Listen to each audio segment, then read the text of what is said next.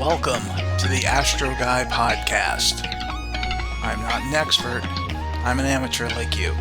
I'm here to learn and here to teach. So let's enjoy the ride together. Carpe Noctem, seize the night.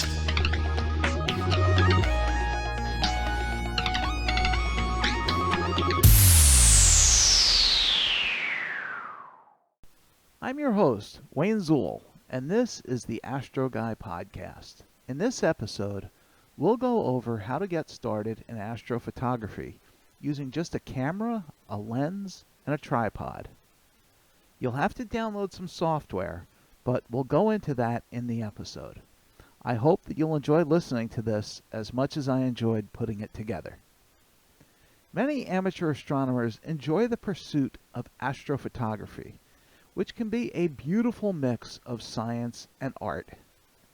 My astrophotography journey was rekindled in the summer of 2020 when Comet Neowise was a naked eye object. I went to a local park and took some pictures of the comet with a digital camera and a tripod that I had purchased in 2002. I managed to capture images of the comet, but they were just okay. They were very grainy, definitely not what anyone would call great images. But the astrophotography bug was reawakened inside me. As 2020 turned into 2021, I purchased a used hydrogen alpha modified Canon 60D camera. I found it on cloudy nights and got it for a great price. I also bought an Optolong L enhanced filter that was on sale that I could use with the camera. This would help to combat the light pollution that I'm surrounded by. In March of 2021, I made my first attempt at deep sky imaging with just the camera and a 200mm zoom lens. I had the camera mounted on my Skywatcher CG5 Pro mount, and with poor polar alignment, mainly because my house and trees block Polaris from view, I was limited to images of about 30 seconds before there was any noticeable error. So I went out and I imaged. I was able to get some decent images of the belt and the Sword of Orion. Finally, I had images, so I had to stack them. Stacking allows you to take many shorter exposures and add them together to make a single image. Doing this reduces the signal-to-noise ratio, where the signal is the light from the objects that you're imaging and the noise is the digital readout noise from your camera. I spent a lot of nights learning how to use stacking software. Trying several different programs, I started with Sequitur and then downloaded Deep Sky Stacker, which are both free to download and use. After some trial and error, it seemed that I was able to get the best results from Deep Sky Stacker or Astropixel Processor, although Cyril, another free package, is a very close second. For calibration images, I was taking dark and bias frames, but not flat fields. If you're not familiar with these terms, don't worry. I'll explain it right now. Dark frames are taken before and after imaging, and use all the same settings for the light images, only with the lens cap on. This is used by the stacking software to help eliminate hot and bad pixels that can have a negative impact on the final image. Bias frames are similar to dark frames, except that they are shot at the shortest possible exposure, 1/8,000th of a second for my camera, and this establishes the bias signal. The bias signal is the base noise created by the electronics in the camera. To be truthful, flat fields scared me. I wasn't really sure how to capture them, and I didn't want to buy an expensive flat field panel to create them, so early on I just didn't use them. The benefits of using flat fields are that they will show dust on the lens or the sensor, as well as vignetting and other defects, and by averaging many flat field images together, the stacking software can then subtract out the vignetting and dust, giving a much cleaner final image. Early on, I learned that the infinity focus on all of my camera lenses really isn't set at infinity. Set to infinity, the stars were blobs. So now I had to spend quite a bit of time taking images and trying to get the sharpest star images that I could. I would spend 30 minutes or more each night trying to get a good focus.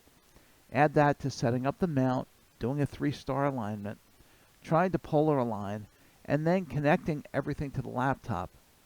It was not a quick way to acquire images, and I was losing a good amount of nighttime in the process. When I tried to use the viewfinder or the screen on the back of the camera to focus, the results were poor, since even zoomed in, everything was very small. I wasted a couple of nights by using an intervalometer to take images, not hooking it up to the laptop. Spending a night taking blurry images is not fun. After learning that lesson, I started using the computer to help with focus and was able to get the images relatively sharp. Later, I purchased an inexpensive Bahtinov mask, making focusing an even easier task. You can make one yourself using a 3D printer or just some cardboard and an X-Acto knife. Google Bahtinov mask generator to learn more. Now that I was in focus, I was able to capture 60 images of the Sword of Orion. Each exposure was 15 seconds long. Then I had to take dark and bias frames before I could process the data, but eventually it paid off. I was able to acquire a decent image of the sword. It was nice, but I still had a long way to go. Deep sky imaging with tracking and guiding can be a very complex process.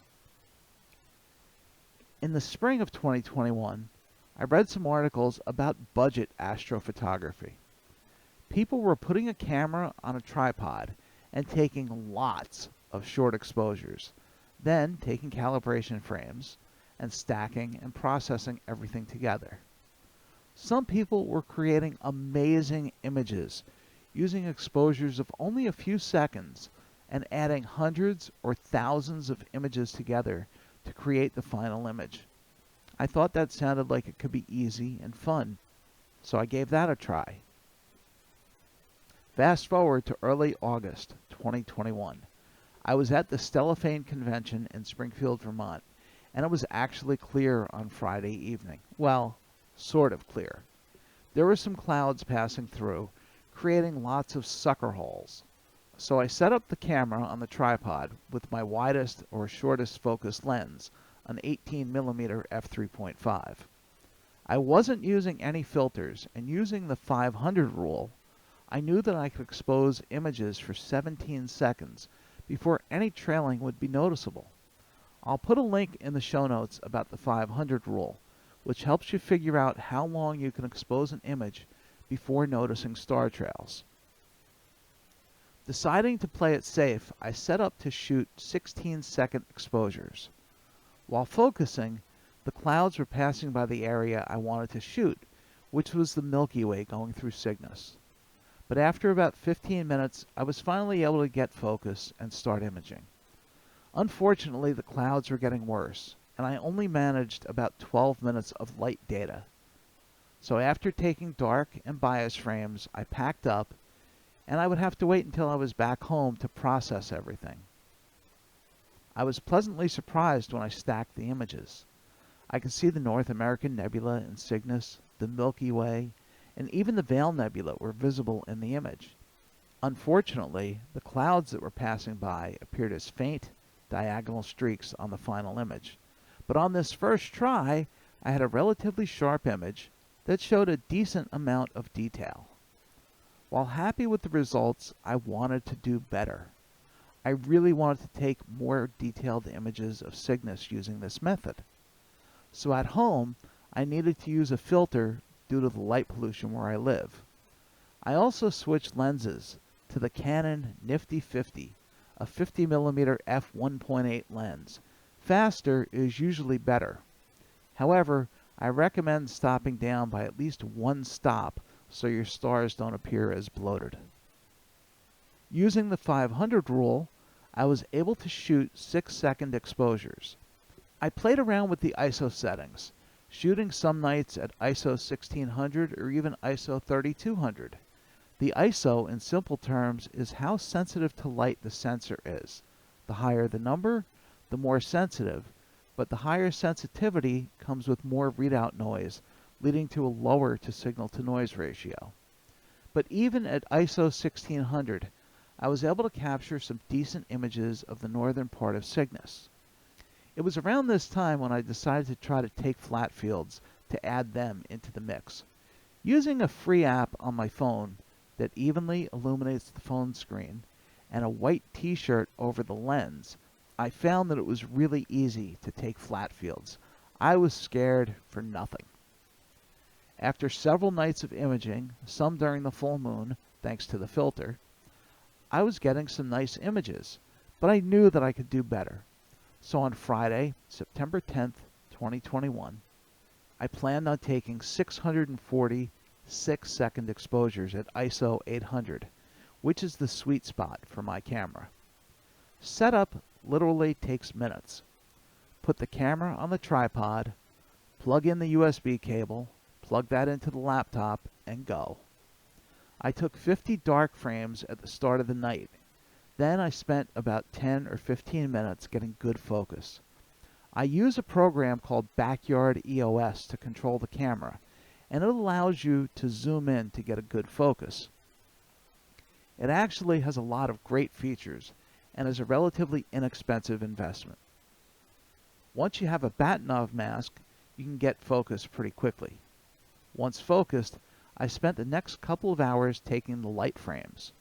At first, I set the camera control software to take 20 images and stop. This way, I could reframe the image if needed. I realized that I could set the software to take 80 images before I would need to reframe the image in the camera and do it again. Once I got to 640 images, I kept going since it was clear and the images looked good on the computer. I ended up taking a total of 880 6-second exposures that night before the clouds came in. I then took 60 flat field images before putting the lens cap on to take another 50 dark images, and then 60 bias frames. Now I had to process it all. As I mentioned earlier, there are several programs to do this. There are many free programs that will stack everything into a single image. The fastest one seems to be Sequitur, but I couldn't get the colors right. Everything that I processed had a green tint to it. Thankfully, Sequitur only took about 35 minutes to process all 1,100 images. That's lights, flats, darks, and biases. But the image looked sharp, but the green tint had to go. So then I went with what I've found to be the most robust stacking software, Astrophotography. I loaded the images into the software, and after more than 36 hours of the software calibrating and stacking the image, I was finally able to start post-processing the image. The finished FITS file doesn't show a lot of detail. In fact, it shows very little. In post-processing, you do what is called stretching the image, which is really stretching the histogram to bring out the details that are hidden within. At the time, I was using GIMP for post-processing. GIMP is an open source program that is similar to Photoshop. However, you can download and use GIMP for free. So I cropped the images to focus on the central part of the frame. Remember, the image moved across the sensor, and I would reposition it every so often. So the edges had lots of offsets. I then spent several minutes adjusting the light curves to bring out more nebula and stars. The problem with this stage is that as you make adjustments, you adjust everything. So if you brighten the nebulosity, the stars will also brighten. So when I had an image where the stars looked good, I stopped, saved it, and then imported the file into StarNet Win++, another free program. StarNet Win++ removes the stars from the image, leaving the nebulosity behind. I took the image with the nebulosity only, imported that back into GIMP, and made further adjustments to make the nebulosity really pop. Once that was done, I had to blend the original image with the stars with the starless one. Fortunately, this was an easy task in GIMP, and after less than an hour of post-processing, I finally had an image that I was really proud of. The stars are sharp, and the amount of nebulosity that's there is mind-blowing, considering that it was acquired using 6-second subframes with no tracking or guiding from badly light-polluted skies. I know that the image is far from perfect, but I'm happy with it. After I completed the Cygnus image, I watched a video from Nico Carver of the YouTube channel Nebula Photos. In the video, he went over the same process, and I had done a lot of things right. A few months later, I had the opportunity to attend a webinar that Nico was giving, and he mentioned the free software Cyral. This is an image processing software package that can work with video for planetary imaging, as well as stacking and doing most of the post-processing for deep sky imaging all in one package. So in January of 2022, when Orion was well placed, I repeated the process. I framed it so that the 3 belt stars were near the center of the frame and began imaging. The first night, I was only able to capture about 20 minutes of light data, or 200 frames, before the clouds came in. A couple of nights later, I was able to get another 300 frames to give me a total of 50 minutes of integration time. Each night I took calibration frames and processed everything together in Astropixel Processor. And then I did post-processing in Cyral and GIMP. The result was a well-framed Orion that showed the Horsehead and Flame complex, as well as the Great Orion Nebula.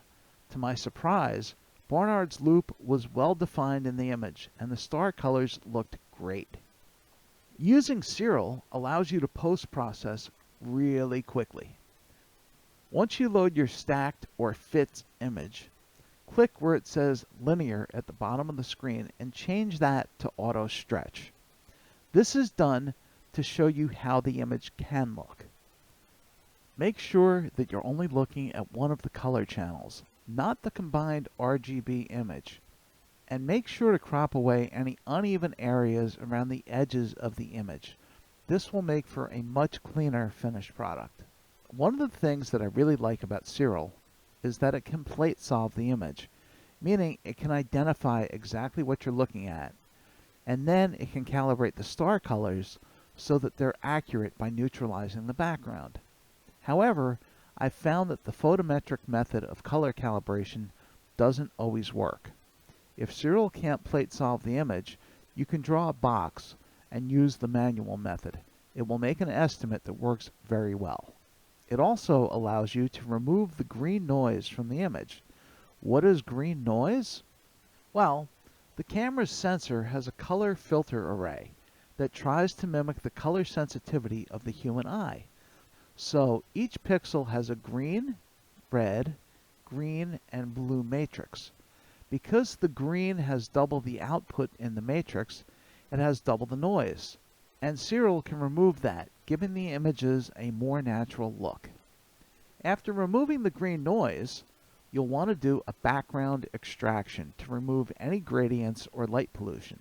Again, Cyral makes this easy. Just click on Background Extraction under the Image Processing menu and play around with the sliders, hitting Generate each time until you're pleased with the areas that will be affected. You don't want bright nebula to be under the boxes. Once you're happy with the grid, click Apply and you'll see a noticeable change in the image. After this, make sure that the image is set to linear and then begin stretching. You can stretch in the RGB window to see how the final image will look. Now it's up to you, but you can use the auto stretch function or you can stretch it manually. If you choose to stretch your image manually, you'll move the right slider so it's about in the middle of the tallest part of the histogram. Then slide the left slider toward the peak, making sure that you're not clipping the data. Cyral makes that easy to monitor as well, with guides on the right side. After the first stretch, hit Apply, and then repeat the process. You can do this several times until you're pleased with the image. Once you're done stretching, try to use the median filter. You can play around with the settings to see what works and what doesn't. Serial has a back button, so you can't really mess it up.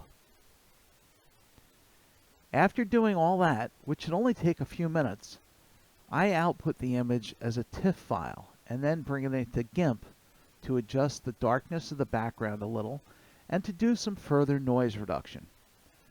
Once done, I export the image as a TIFF and also as a JPEG so that I can share it on social media or other sites if I want. While what I just described is only one method of imaging without a mount or a tracker, you can utilize the same technique with your camera on a tracker or a mount, which will allow you to take longer sub-exposures. Longer subs mean that you have fewer images to stack later, and also each subframe will have a much better signal-to-noise ratio. If you have a DSLR, I'd encourage you to give this a try. It's a fun and rewarding way to get started in astrophotography without spending a fortune. I'd love to see your results if you give it a try. Well, that's all for this episode. Thank you so much for tuning in, and I've hoped that you found our time together to be fun and helpful. If you have questions or episode suggestions, please email us at astroguypodcast@gmail.com or leave us a text or a voicemail message at 973-404-0380. If you're not already a member, please join the Astro Guy podcast group on Facebook. You'll find other members, videos, blogs, and other useful information there for your enjoyment. You can also visit our YouTube channel, the Astro Guy Podcast, for past episodes and other surprises. We'd really appreciate it if you'd review our podcast, as this can help us get more followers. Thank you again for listening, and may your skies be clear. As always, Carpe Noctem, seize the night.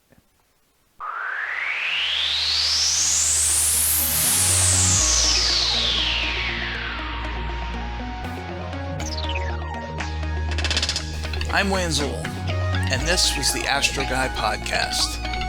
Thank you for listening. As always, your questions, comments, and suggestions are welcome. Keep wondering. Keep your eyes on the sky. Have fun. Carpe Noctem. Seize the night.